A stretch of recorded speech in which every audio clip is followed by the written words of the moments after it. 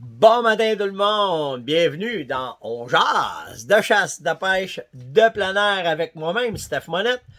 Chapeau de cowboy ce matin en ce beau dimanche, il fait frette encore un matin. Hier on s'est tapé une bonne raide de motoneige, on a eu vraiment du plaisir. On est allé trouver d'autres nouveaux spots, fait que ça va être des places à prospecter. Plus facile en motoneige à cet instant d'aller voir. Trouve des signes vite fait, puis après ça on va voir au printemps qu'est-ce qu'on va faire. Ben du fun avec mon gars Sam. Lui, Yann, il était parti avec un de ses buddies. Il était parti à une autre place, lui, faire de la motoneige, prospecter. Lui, du gros hors-piste pour eux autres hier. Mais nous autres, c'était à FNAF. Trail et hors-piste. Fait que, une belle journée. Plein de questions ce matin encore. Plein d'affaires. Peut-être intéressantes. Mais moi, il y a des affaires. J'ai vraiment trippé d'aller chercher l'information. euh, Merci pour les étoiles. Je vous reviens avec ça souvent, mais c'est vraiment nice de votre part de supporter le show de cette façon-là. Je ne sais pas ce que ça rapporte, mais je sais que ça nous rank de mieux en mieux sur les médias sociaux. On sort de plus en plus et ça fait que la communauté arrête pas d'augmenter. Puis, je vais vous dire que là, j'ai peut-être deux affaires qui me drivent à faire ça tous les matins avec vous autres. C'est que la première, bien entendu, avec la COVID, je le sais qu'il y a bien du monde qui sont tout seuls, tranquilles, qui peuvent pas profiter de la nature autant qu'on en profite. Fait que j'essaye de vous tenir informé le plus possible sur qu'est-ce qui se passe dans l'actualité de chasse-pêche plein air.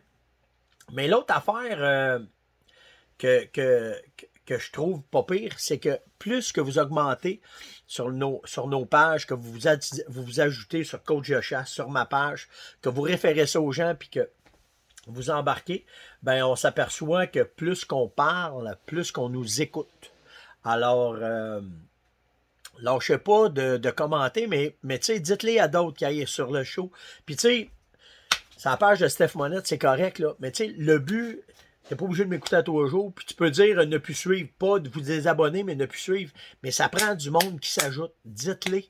Parce que tu sais, comme là, on est rendu pas loin de 55 000, puis on est rendu pas loin de 20 000 là, sur un coach de chasse. Lâchez pas de faire ça, d'ajouter, d'aller dire du monde. Parce que même qu'on atteigne 75, 100 000, ben quand tu t'assis, puis tu sais, il y a une affaire là qu'il faut être bien conscient, c'est que le travail qu'on fait là, c'est un vrai travail. C'est pas un travail d'audience, qu'on veut augmenter de l'audience, qu'on achète de l'audience, puis c'est pas ça. Le but, c'est d'augmenter le plus de vrais mondes qui sont là, puis on le voit, hein. Si vous regardez les statistiques, là, ben simple, là, pour savoir si un compte est vrai et un compte est pas vrai, là. Faites juste faire regarder, allez voir les posts. Le nombre de partages, le nombre de commentaires fait suite au nombre de gens qui adhèrent à cette page-là, qui sont là. Puis ce que tu veux, c'est avoir une page qui est active, que les gens viennent mettre des commentaires, viennent mettre des affaires dessus, qui like, qui font ça. Plus que tu fais ça, plus que tu te rankes bien, plus que Facebook va vouloir leur montrer à d'autres. Mais, je vous le dis, ça fait une grosse différence quand on demande aux décideurs de écoute, moi, j'ai de quoi te dire. Ben ça fait une différence, vraiment. Fait que lâchez pas d'en parler, lâchez pas de dire à du monde. Tu sais, vous êtes quatre gars qui chassent ensemble. S'il y en a qu'un de la gang, il y en a tout le temps un qui est plus techno que les autres, puis les autres sont so-so. Ben, celui qui est techno appelle les trois autres, dit va-t'en sur la page de Monette, va t'ajouter, on t'apprend monter de quoi, on t'apprend travailler de quoi. Parce que quand on a fait la. C'était pas l'idée du siècle, là, puis moi, je n'ai pas pensé non plus quand j'ai fait ça. J'avais vraiment pas de mauvaise pensée quand j'ai fait ça. C'était vraiment pour souligner le fait que l'UPF était pas invité au table fonde, qu'on a dit envoyer des courriels à là. Tu sais, ils ont été submergés de courriels. Fait que, on le voit qu'on a un impact, puis faut pas lâcher. Parce que quand les élections vont arriver, si et où, ben, pourra vous tenir au courant des projets de loi, qu'est-ce qui s'en vient, quel parti qui est bon pour nous autres, puis on va vous aider là-dedans. Fait que lâchez pas de dire aux gens, likez, partagez, invitez, mais partager, c'est important, puis inviter du monde, c'est important aussi, puis pas, c'est important, OK? Merci aussi pour. Ben là, je vous disais ça pour les étoiles. Là. Merci vraiment pour les étoiles. L'autre affaire, les conférences, c'est vraiment nice. Écoutez, je reçois nombre d'idées pour les prochains. exemple, tu sais, ceux qu'on a fait, bon, on a parlé de chevreuil, on a parlé d'ours, puis tu sais, je vous l'ai dit, je vous emmène dans mon univers vraiment technique, puis tout le kit. Ben, il y en a qui ont dit, fais-nous donc ça pour l'ours aussi, c'est bon. Puis, au fur et à mesure, ben, qu'on a d'autres idées, on les écrit, puis on le fait, là, tu sais. Fait que c'est intéressant. Puis, je vais vous dire de quoi. Je le sais, je reçois, mettons, 100 bons commentaires pour un mauvais, tu sais. Puis, naturellement, on se stick sur le mauvais. C'est tout le temps de même, hein. Sauf que j'ai de la misère à concevoir. Moi, un commentaire constructif, j'en ai pas de problème.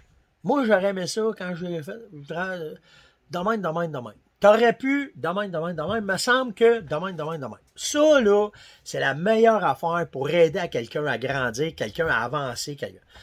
Mais quand t'écris, perds pas ton temps, parte dans le franc. Premièrement, il y a deux affaires qui arrivent. Moi, quand tu vas me reparler, aucune crédibilité. J'aimerais bien plus que tu viennes me dire, Steph, je l'ai écouté, tu sais, fais-moi pas à croire dans deux formations ou dans une formation que tu n'as pas appris une crise de patente, là. OK? Parce que c'est mon univers, c'est la façon que je le vois, puis j'essaye de te passer le plus possible mes connaissances. Fais-moi pas à croire qu'il n'y a pas... Puis si tu savais tout, t'es bien imbécile d'avoir acheté ça si tu penses que tu sais tout. OK? Bon. Ça fait du bien, matin, une petite thérapie de même, une fois de temps en temps, c'est cool. Mais tu sais, des commentaires constructifs vont faire que le projet va continuer, le projet va avancer, puis on va être capable. Tu sais, le but, là, c'est que, avec les médias sociaux, moi, j'ai appris une affaire, OK? Il n'y a rien. Dans le temps, là, tu peux pas rien laisser. La seule affaire que tu vas laisser dans le temps, c'est si tu écris un livre. Puis là, les médias sociaux, avec les banques comme YouTube, tout le kit, on est après laisser plus de traces de nous autres, ça à boule, comme vous voulez. Moi, là, c'est juste ça. Je veux juste passer le plus possible d'informations parce que je veux pas que ça se perde. Moi, j'ai eu la chance de côtoyer des grands noms. Exemple, M. Pagé. J'ai été dans les dernières 10 ans de vie de ce monsieur-là, dans son entourage. J'ai appris tellement de choses sur ce monsieur-là, puis je disais souvent à M. Pagé, vous devriez écrire ça. Puis malgré qu'il a écrit bien des affaires, mais vous devriez écrire ça, vous devriez écrire ça. Puis il est mort trop jeune pour pouvoir tout écrire ce qu'on avait comme idée là-dedans. Puis il y a un autre gars qui est de même aussi que je me dis, calique, que c'est plate. Monsieur Rudakovitch, qui est retraité maintenant, qui tu sais, sa vie, il y a eu un cheminement de vie. Ceux qui ne connaissent pas Yvon, là. Yvon Rudakovitch, c'est un trappeur. Pour moi, c'est le meilleur trappeur que j'ai rencontré dans tous les points de vue. Technique, c'est lui qui a inventé les pièges Rudy. Un asti de machine dans le bois. OK? Quand tu dis une machine. Puis quand il m'a aidé beaucoup parce que il est ici dans les Laurentides. Puis quand j'allais acheter des pièges, j'avais la chance d'y parler à toutes les fois. Puis on se connaît de longue date. Là. Ça fait longtemps que je connais mes parents et toute l'équipe. Puis tu lui posais une question. Puis tu sais, à un moment donné, je trappais le loup. Puis j'avais de la misère à pogner le loup. Puis ça marchait pas bien. Puis là, à un moment donné, je dis, calique, Yvon, comment ça se fait que je viens pas à bout? T'sais, moi, au piège, je trouve ça facile. T'sais. Mais les loups, si je n'étais pas capable. Il m'avait juste dit une affaire. Il m'avait dit, Steph, quand tu trappes le loup, il faut que tu le trappes comme tu chasses le chevreuil.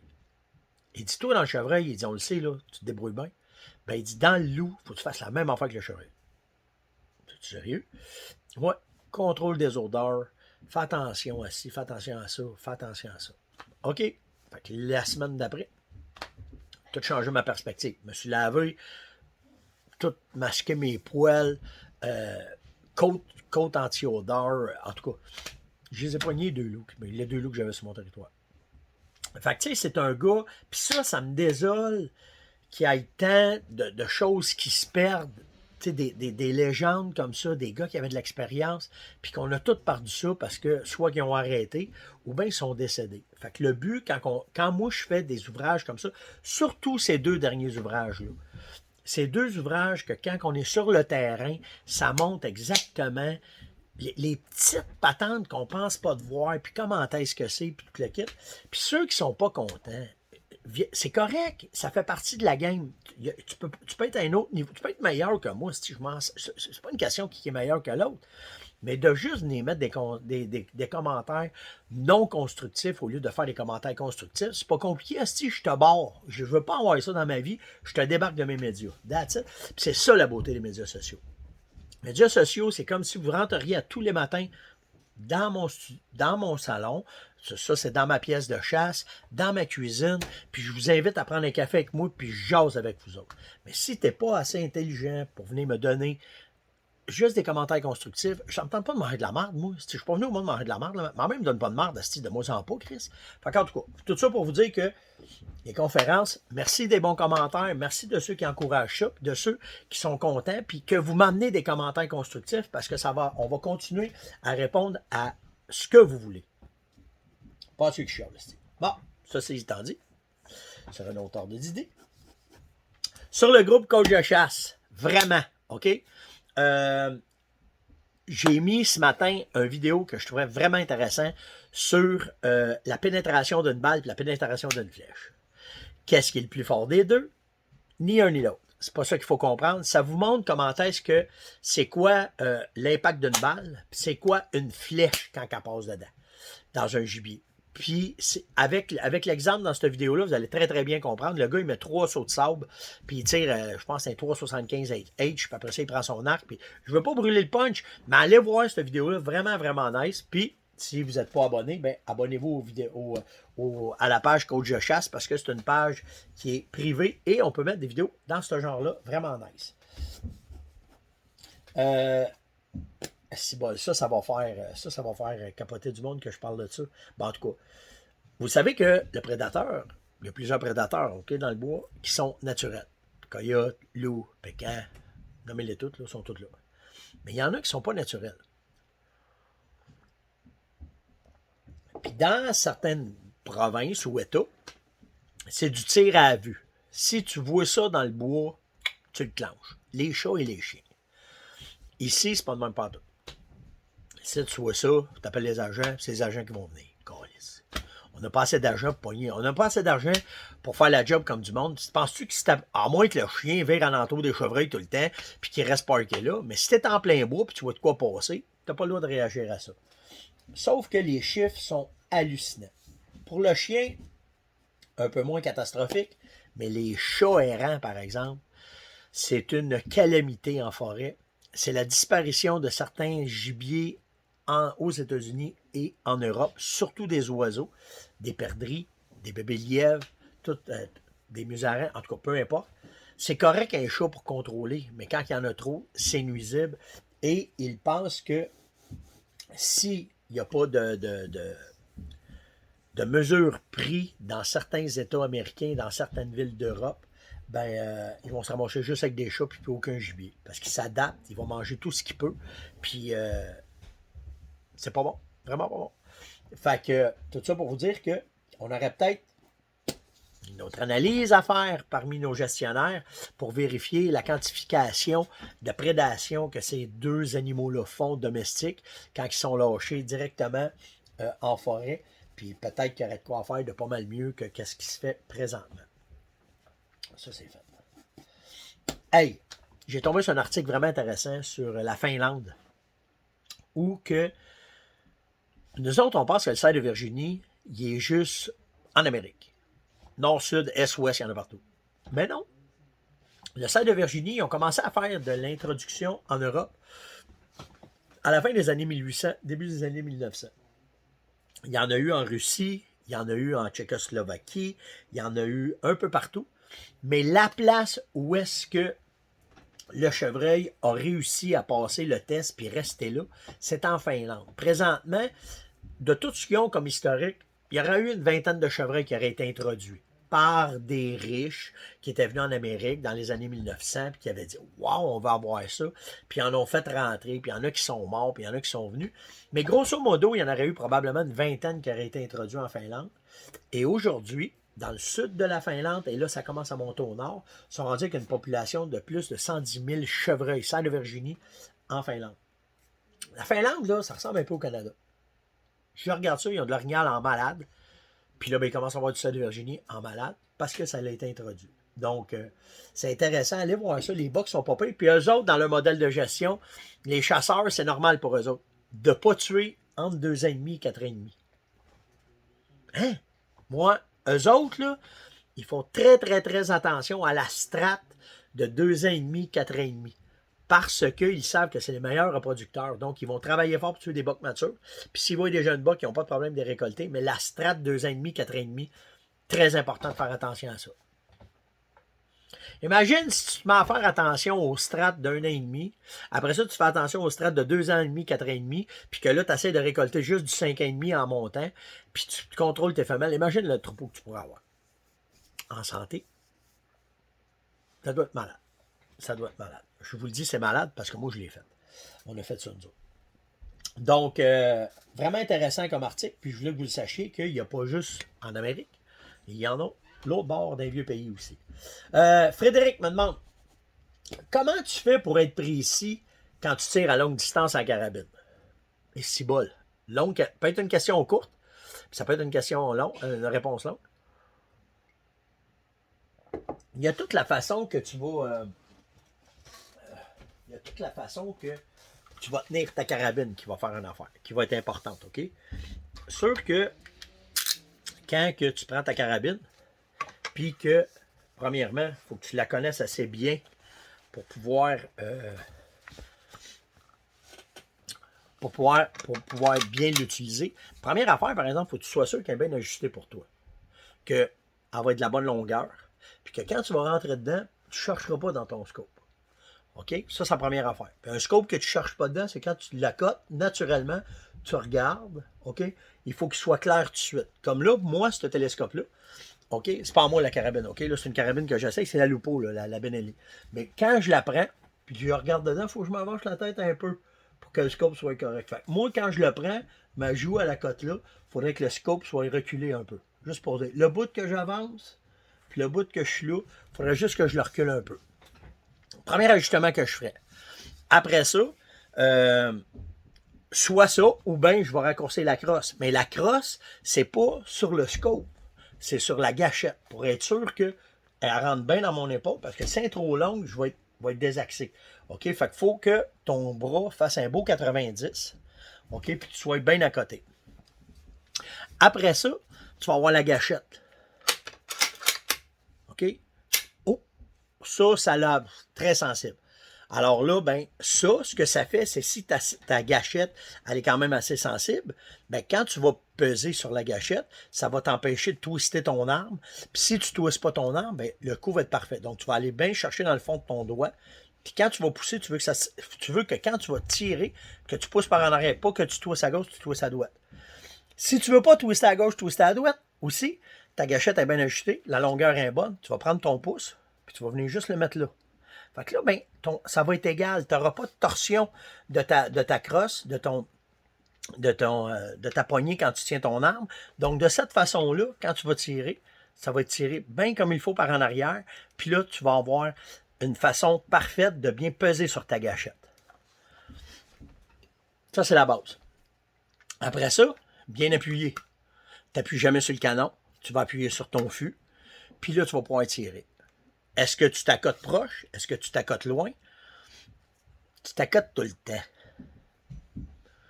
Un tir over comme ça, c'est bon au canard. Puis c'est bon si tu es bien habitué. Sans ça, tu organises tout le temps pour avoir un bon point d'appui. Ta carabine va être stable. Puis là, tu vas être capable de faire un bon tir. Après ça, qu'est-ce qu'il y a d'autre à savoir? Ben, tu peux pas faire grand-chose de plus que de te pratiquer après. Être sûr que ta carabine en tire bien. Être sûr que toi, tu t'anticipes bien ton coup, tu vas bien. Tu sais, je te le dis, je suis vraiment un exemple parfait, là. Je suis pas un expert en motoneige. Moi, les motoneiges, je m'en suis tout le temps servi pour me rendre d'un point A à un point B pour pouvoir chasser. Ça a tout le temps été ça. Là, j'ai plus de plaisir, une fois de temps en temps, quand je joue de la neige folle, j'aime ça me lancer dans la neige folle, puis vaguer ça. Tu sais, comme quand tu fais du bateau. Juste surfer sans neige. Les 2-3 premiers jours que j'ai essayé ça, là, pas ça mon temps de prix, pas ça mon temps que ça, mais là, j'ai découvert que quand je donne plus de gaz, quand je mets mon poids différemment, quand je tombe de même, quand je vais de même, anticiper en avant, regarder loin en avant, ça fait que je suis meilleur avec la motoneige, puis je vais mieux. Mais ça, là, je ne l'ai pas eu le premier jour. Depuis le début de l'hiver, je fais ça. Puis là, je commence à être pas pire. Je commence juste à être pas pire. Fait que ça veut dire que c'est la même affaire avec ça. Il faut que tu pratiques. Il faut que tu tires plusieurs coups, plusieurs fois. Là, c'est sûr que, là, je ne l'ai pas en avant de moi, là. Non. Il n'est pas ici. Je l'ai serré. En tout cas. Mais tu sais, n'empêche que tirer des balles, c'est la meilleure affaire. Tu achètes une petite 22, tu vas tirer des coups, tu vas apprendre. Mais pour apprendre comme il faut ta carabine, il y a un système là, que je vous ai parlé, Strikeman, là, que tu mets une balle dedans, tu tires avec un laser, puis ça marque des points, tu le quittes. La raison, là, c'est pas juste pour voir si t'es bon, ça cible. C'est pour que tu la files, ta carabine. Que tu sois habitué de la prendre, de la tenir, qu'elle rentre tout de suite quand tu regardes dedans. C'est ça qui est important quand tu utilises une carabine, puis quand tu veux être efficace avec ta carabine. Fait que, comment tu fais pour tirer un chevreuil à longue distance, ben, ou un orignal, ou peu importe, ben, tu as tous les specs. Je viens de te donner au moins une bonne base. Si tu respectes ça, tu vas être capable de faire des bons tirs. Après, c'est la pratique qui va dire si tu es bon à 100, 200, 300 ou 400 mètres. Mais tu vas voir que 300 mètres, là, c'est du stock en est. 1000 pieds, c'est du stock en 6 balles à mettre ça dans la grande main. Je te le dis. Ah ouais, mais moi, ouais, il y en a qui sont, c'est facile pour eux autres. Puis la vie est tout le temps mieux pour certains que d'autres, là. Mais moi, je te le dis, 300 mètres à la chasse avec un gibier qui bouge, c'est quelque chose. C'est quelque chose. Moi, j'aime bien ça tirer à 50 mètres. On va te dire ça de même. Fait que c'est juste une question de pratique, c'est juste une question d'habileté. Mais si tu pars avec les bases que je t'ai données là, ben je pense que tu vas être capable de bien t'en sortir, puis de respecter ça. Puis le seul moyen que tu as ensuite, c'est de te pratiquer, pratiquer, pratiquer. Puis à force de te pratiquer, ben tu vas être capable de t'amuser en masse, puis d'être à l'aise pour faire un tir à longue distance. Donc là, on va juste serrer ça de même. On va remettre ça là. Et voilà. Fait que j'espère que ça répond à ta question. C'est Frédéric. Frédéric. Juste avant de finir, on va continuer demain. J'ai trop encore de questions. J'avais des questions pour plus finir. Enfin, je vais les garder pour demain matin. Je suis après bossé mon temps. J'espère que vous avez apprécié le show. Likez, partagez, invitez, surtout commentez. Puis c'est bien important, hein? Ça marche même. Ah ben oui, à longue distance, courte distance, ça fait que ça peut être pas pire. Mais n'oubliez pas d'aller chercher des gens et leur demander d'adhérer, de venir s'abonner aux pages. Ça va nous donner un bon coup de main. Avec qu'est-ce qui s'en vient présentement, là, on va avoir besoin de plus en plus de monde d'adhérer à nos pages. Donc, si vous avez 4 chums, vous les appelez un matin, dites « Hey, t'écoutes ça, Monette? Non, va donc juste t'abonner à sa page. On a besoin de ça, nous autres, pour la communauté. » Puis vous allez voir ce que ça va nous mener, mais que les élections approchent. Donc, la question du jour, OK? J'avais une autre question. C'est drôle aujourd'hui. Il doit y avoir une vidéo, un film de quelque chose qui a passé parce que comment tu fais pour tirer loin, puis l'autre, c'est comment tu fais pour tirer proche, mais je parlerai de ça demain. Mais vous autres, la question du jour pour vous aider à commenter, là, quelle distance le plus proche que vous avez vu un gibier? Là, on parlait de tirer loin, là, mais le plus proche que tu as vu un gibier, c'est quelle distance? C'est quoi? Moi, personnellement, un orignal, 3 mètres, un chevreuil, 2 mètres, puis un chevreuil plus que ça. J'ai déjà une claque à bédaine d'un chevreuil, mais ça, je vous compterai ça en temps et lieu. Mais bien proche. Un ours, assez proche pour courir, mais moi, c'est tout en dedans de 5 mètres. Ça, c'est sûr et certain. Vous autres, quelle distance le plus proche, le gibier le plus proche que vous avez vu, chevreuil, orignal, ours, peu importe, qui était le plus proche? Ça va être la question de jour. Faites attention à vous autres, profitez du beau temps, il fait super beau, on a eu de la belle neige, j'allais faire de la raquette, aller prendre des marches, j'allais faire de la motoneige, j'allais poser des collets, faites n'importe quoi, mais allez jouer des World. C'est là que ça se passe. Attention à vous autres, on se voit demain. Ciao!